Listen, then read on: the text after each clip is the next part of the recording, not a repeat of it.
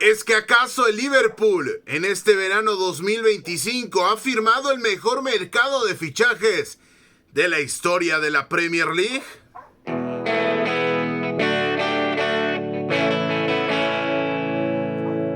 Hola, ¿qué tal? Bienvenidos a este nuevo video de Fútbol Vertical, donde vamos a analizar a fondo la clase magistral que acaba de firmar en cuanto al mercado de fichajes el Liverpool de Arne Slot. Y es que me atrevo a decir con todas sus letras que lo que ha hecho el equipo de Anfield rivaliza y es digno de sentarse en la misma mesa para sostener la conversación con clubes como el Chelsea en 2004, cuando terminó verdaderamente explotando el conjunto de Stamford Bridge tras la llegada de Roman Abramovich, con el Manchester United de Sir Alex Ferguson en 2007 y también, por supuesto, con el Manchester City de 2017 tras la llegada de Pep Guardiola. No de manera inmediata, pero fue cuando verdaderamente se hizo del control del conjunto Citizen el técnico catalán. ¿Y por qué me atrevo a poner a este Liverpool de la mano de Arne Slot y la dirección deportiva con esos nombres completos como lo son el Chelsea de José Mourinho, el Manchester United de Sir Alex Ferguson y el Manchester City de Pep Guardiola? Porque hay números, hay nombres y hay una trascendencia, al menos a bote pronto y en la previa, que es digna de análisis. Porque número uno, y no podemos perder de vista esta cuestión, con este Liverpool de cara a la temporada 2025-2026, no estamos hablando de un equipo que esté a la baja o que esté en esa clase de reconstrucción en la cual necesitas sí o sí cosechar triunfos de manera inmediata, porque a corto plazo no lo puedes conseguir con lo que ya tienes y sobre todo en una época moderna no lo has conseguido hasta el momento. Saludos, Manchester United, te estoy hablando a ti. No, estamos hablando del vigente y reinante campeón de la Premier League, con lo cual las nuevas adquisiciones vienen a reforzar, repito, al monarca. Y a partir de ahí tenemos la premisa de que reforzar a un equipo como este tiene dos vertientes o tiene dos lados de la historia. Número uno, es más fácil porque ya tienes una base. Es más fácil porque ya ganaste y simplemente buscas puestos puntuales. Pero es más difícil también, y esto no es una contradicción, es la dualidad y es la balanza compleja de la dirección deportiva en la élite, porque ya tienes un equipo que ganó.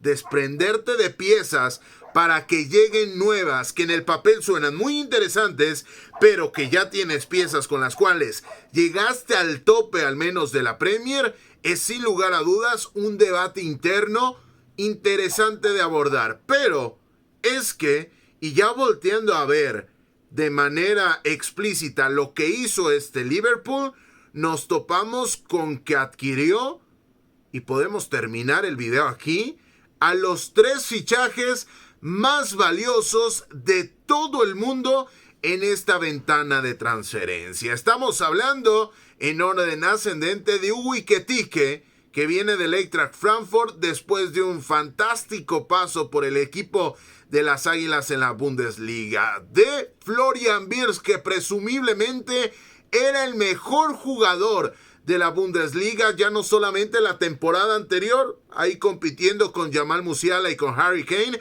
sino que de esa gran versión del Bayer Leverkusen de Xabi Alonso, compartía el protagonismo con Granit Xhaka y compartía el protagonismo con jugadores como Victor Boniface. Pero el talentoso, el verdaderamente talento generacional, era Florian Wirtz, y finalmente se ha hecho de los servicios de Alexander Isak, este jugador sueco de origen en Eritrea que termina siendo uno de los mejores jugadores de la Premier League. Tan fácil, tan sencillo y tan complejo como esto. Por algo el Newcastle United no lo quería dejar ir. Y estos nombres se suman todavía a Milos Kerkez, que ante el descenso en el nivel de Andrew Robertson, que tuvo momentos de ser o estar en la conversación de los mejores laterales por izquierda del mundo, termina llegando con la ascendencia y la proyección, sobre todo, más que ascendencia, con la proyección que puede llegar a tener Milos Kerkez de cara a futuro, y con el bagaje de ya haber comprobado su valía en el Bournemouth de Andoni Iraola, que a grandes rasgos, con sus diferencias, pero pretenden futbolísticamente lo mismo, tanto Andoni Iraola como Arne Slot, cada quien con sus matices, cada quien con su estilo muy particular y con su sello, cada quien con sus aspiraciones y cada quien con la clase de talento con la cual cuenta. Pero no estamos hablando de que Milos Kerkez venga de un equipo rácano, de un equipo pragmático, de un equipo defensivo, sino de un equipo que busca ocupar zonas ofensivas de manera constante. Y por el costado de la derecha, ante la salida de Trent Alexander-Arnold, que terminaba contrato, pero por el cual terminó recibiendo 10 millones de euros, termina llegando Jeremy Frimpong, quizá uno de los mejores laterales por derecha en ofensiva del mundo. Para atrás, ahí costaría un poco más, pero tienes a un seguro de vida como lo es Alisson Becker en el arco, Georgi Mamardashvili, el georgiano, que creo que tarde o temprano le va a ganar el puesto titular al brasileño. Y además tienes a Virgil van Dijk, quizá el mejor defensor de la Premier League en los últimos 10 años, y a Ibrahima Konaté, que sigue creciendo. Sí, no llegó Marc Guéhi, no termina llegando Marc Guéhi, lo que hubiera potenciado todavía más este magnífico mercado de fichajes. Pero es que también tenemos que voltear a ver el apartado de las ventas, y es que han dejado salir a jugadores como Luis Fernando Díaz, lo cual puede llegar a ser cuestionable, pero estamos hablando de que sacaste por el colombiano, que es un jugadorazo, es uno de mis futbolistas fetiches sin lugar a dudas, por la capacidad que tiene en cuanto a su talento, pero también el trabajo que termina aportando el Guajiro, y en este caso termina recibiendo 70 millones de euros por su fichaje, lo cual hace que este movimiento se meta entre los 10 fichajes más costosos de verano 2025. Es decir, lo que sacas de recursos económicos por prescindir de Luis Fernando Díaz, de 28 años, al menos suena interesante y al menos te permite seguir construyendo un proyecto de cara a futuro. También dejaste ir a Darwin Núñez, por el cual el fútbol saudí y todo lo que esto significa terminó pagando, en caso particular el Al Hilal terminó pagando 53 millones de euros. Es decir, entre los dos sudamericanos ya terminaste obteniendo más de 120 millones de euros, más Jarell Quansah, por el cual el Bayer Leverkusen pagó 35 millones, lo de Ben Doak, que el Bournemouth terminó pagando 23 por su fichaje, lo de Kaiohin Kelleher, por el cual el Brentford terminó pagando 14 millones, ojo,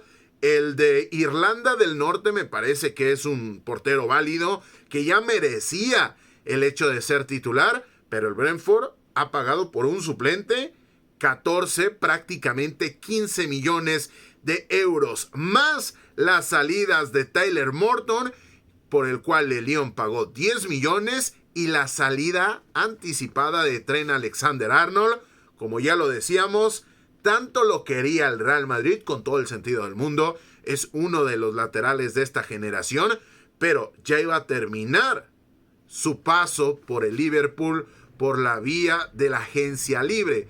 Pero el Real Madrid termina asumiendo el costo de 10 millones de euros, que no es el valor real de Trent Alexander-Arnold, simplemente por hacerse de sus servicios un mes antes. Es decir, algo que ya estaba perdido, terminó obteniendo el cuadro de Anfield nada más y nada menos que 10 millones de libras. Con lo cual, en balance general, entre compras y ventas, porque ojo, por Alexander Isak se pagaron 145, por Florian Wirtz se pagaron 125. Estamos hablando de un jugador 2003, no estoy cuestionando las cifras, simplemente estoy diciendo que se hizo de una manera potente la inversión.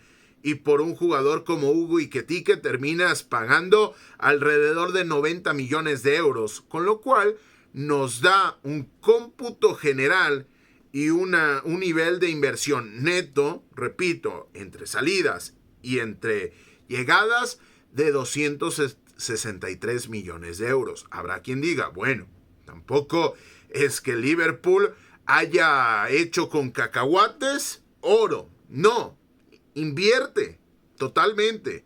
Lo invierte siendo el campeón. Recursos que el propio Liverpool genera. Pero es que atención con esto.